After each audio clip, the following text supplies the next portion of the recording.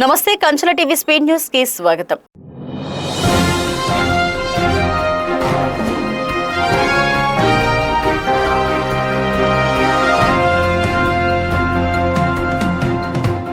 ప్రకాశం జిల్లా మరిపూడి మండలం పర్యటనలో భాగంగా మంత్రి కాన్వే కూచిపూడి గ్రామం వద్దకు రాగానే చిన్నారులు కారు ముందు టపాసులు పేల్చారు. మంత్రి స్వామి చిన్నారులతో సరదాగా కొంత సమయం కేటాయించారు. మంత్రి స్వామి పిల్లలతో అగ్గిపెట్టెలతో దగ్గరగా బాంబులు పేల్చి వద్దని జాగ్రత్తగా ఉండాలని చెప్పగా చిన్నారులు మీరు వస్తున్నారని ఆనందంతో పేల్చుతున్నామని జవాబిచ్చారు.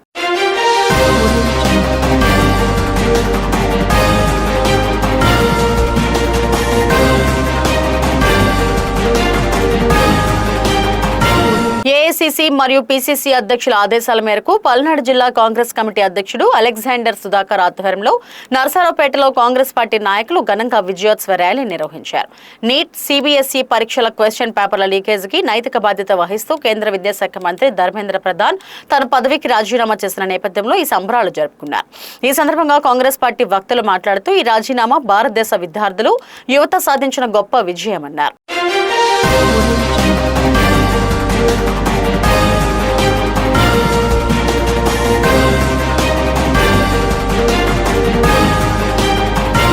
తెలుగుదేశం పార్టీ జాతీయ అధ్యక్షులు నారా చంద్రబాబు నాయుడు, టీడీపీ జాతీయ కార్యనిర్వాహక అధ్యక్షులు నారా లోకేష్ ఆదేశాల మేరకు జూలై 27 నుంచి రాష్ట్ర వ్యాప్తంగా 2 ఏళ్ల నమ్మకం, అభివృద్ధి, సంక్షేమం పేరుతో ఇంటింటికి తెలుగుదేశం కార్యక్రమం ప్రారంభం కానుంది.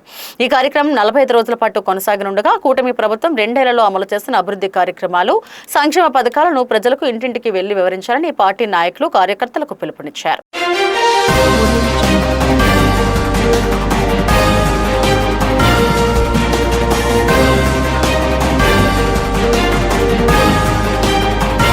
రానున్న శాసనమండలి ఎన్నికలలో కృష్ణా, గుంటూరు జిల్లాల ఉపాధ్యాయ నియోజకవర్గం నుండి ఎస్టీయూ తరపున ఎమ్మెల్సీ అభ్యర్థిగా పోటీ చేస్తున్న తనను గెలిపిస్తే ఉపాధ్యాయుల సమస్యల పరిష్కారం కోసం నిరంతరం కృషి చేస్తానని ఎస్టీయూ ఎమ్మెల్సీ అభ్యర్థి సిహెచ్ జోసెఫ్ సుధీర్ బాబు పేర్కొన్నారు.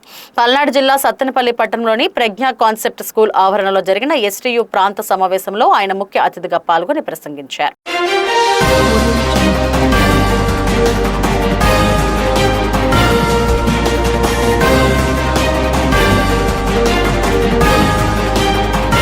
శ్రీ పద్మశాలియ విద్యార్థులకు ఎమ్మెల్యే మాలకొండయ్య యాదవ్ చేతుల మీదుగా ప్రోత్సాహక బహుమతులు అందజేశారు.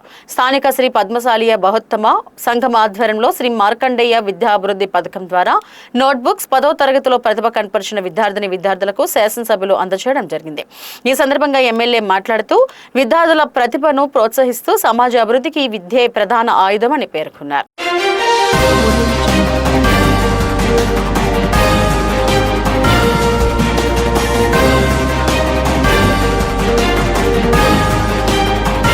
ప్రధాని మోడీ విజయనగరం పర్యటన, భోగపురం విమానాశ్రయం ప్రారంభోత్సవం, బహిరంగ సభ ఏర్పాట్లు, ఇతర కార్యక్రమాల నిర్వహణ బాధ్యతల్లో భాగంగా శాసనసభ్యులు ప్రత్తిపాటి పుల్లారావు ఆదివారం విజయనగరంలో పర్యటించారు.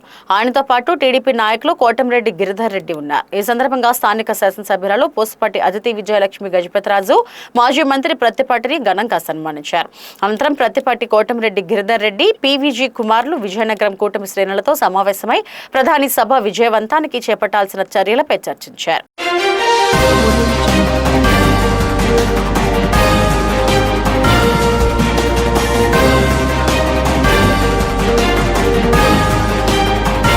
చారిత్రక కొండవీడు కోట కొండలపై వెలిసిన పురాతన హజరత్ సయ్యద్ షా ఔలియా రహమతుల్లా బాబా దర్గా భక్తజన సందోహంతో కలకలలాడింది.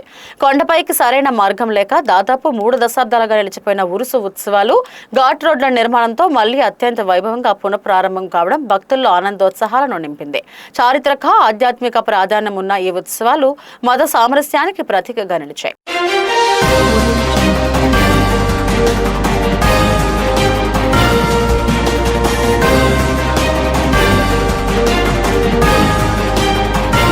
ఆషాఢమాసం సాంప్రదాయంలో భాగంగా మండల కేంద్రం రెంటచింతలలో గ్రామదేవత ముత్యాలమ్మకి ఆషాఢ బోనాలను వైభవంగా నిర్వహించారు.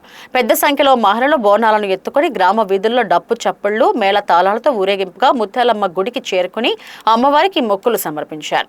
ప్రత్యేక పూజలు, జలాభిషేకం నిర్వహించారు. చీర సారెలు అర్పించి నైవేద్యం సమర్పించారు.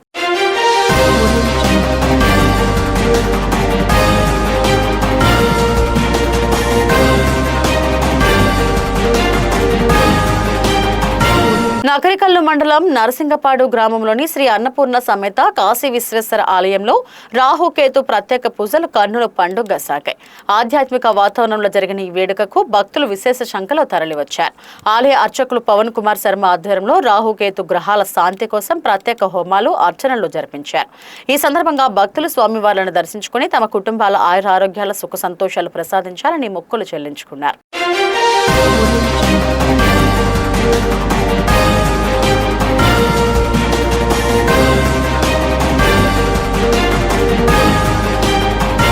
వినుకొండ పట్టణంలో కొండమీది నుండి జాలువారి వచ్చే వర్షపు నీటితో నిరంతరం నిండుకుండలా ఉండే అప్పయ్యకుంట నేడు కళావిహీనంగా మారింది. రాను రాను వర్షాలు తగ్గుతూ ఉండటంతో నీళ్లు ఇంకిపోతూ కుంట ఎండిపోయి దర్శనమిస్తుంది. ఇదే అదునుగా భావించిన ఆక్రమణదారులు సదరు అప్పయ్యకుంటను యథేచ్ఛగా ఆక్రమించుకుంటూ అమ్మకాలు సాగిస్తున్నారు. అలాగే అడిగేవారు లేరు కదా అని అనుకుని ఆక్రమణదారులు జోరు ఇప్పటికీ కొనసాగుతుంది.